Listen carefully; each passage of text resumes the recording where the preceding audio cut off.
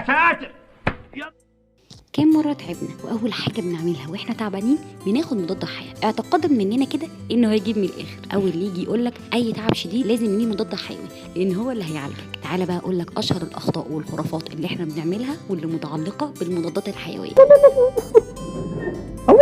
اشهر واول خرافه ان المضاد الحيوي اللي اغلبنا بيلجا ليه لما بيبقى عنده دور برد كده، تلاقي نفسك كده بتروح بسرعه تاخد مضاد حيوي اما حقن او كبسولات، ودي اكبر غلطه انت ممكن تقع فيها، لان بكل بساطه دور البرد ده بيبقى عباره عن التهابات فيروسيه. النوع ده من الالتهابات ما ينفعش خالص ان احنا ناخد له مضاد حيوي. هنا الدكتور هو اللي بيحدد لك ايه نوع البكتيريا اللي عندك والمضاد الحيوي اللي يناسبك. تاني واهم خرافه مرتبطه بالمضادات الحيويه ودي تخص الامهات شويه، اللي بتستخدم المضاد الحيوي اللي هو الشراب واللي بعد ما بتستخدمه بتسيبه في التلاجة، يعني اهو ينفع للمره الجايه. ودي اكبر غلطه واكبر خرافه بنشوفها. اهم حاجه انك تلتزمي بالمده اللي يقولها لك الدكتور، وبلاش يبقى عندك المضاد الحيوي في التلاجة بالشهور وترجعي تستخدميه من تاني. كمان بمجرد انه ما الشخص يبدا يخف بيبدا يوقف المضاد الحيوي من نفسه ويقول انا خلاص كده خفيت، وده غلط كبير جدا، لان بكل بساطه البكتيريا قادره انها تتجدد من تاني بسرعه. فالافضل هنا انك تستخدم كورس المضاد الحيوي كامل زي ما وصف لك الدكتور. كتير اوفر كتير. المضاد الحيوي الاغلى هو الافضل، وده معتقد منتشر عند الناس بصوره كبيره جدا. الحقيقه بقى ان مفيش حاجه اسمها كده، بكل بساطه في مضادات حيويه تقليديه وسعرها رخيص جدا بس مفعولها بيبقى قوي جدا. كمان مش بالضروره ان المضاد الحيوي اللي يناسبك انت وعالج المرض اللي عندك يبقى هو مناسب جدا للشخص التاني. كل مريض ليه حاله معينه،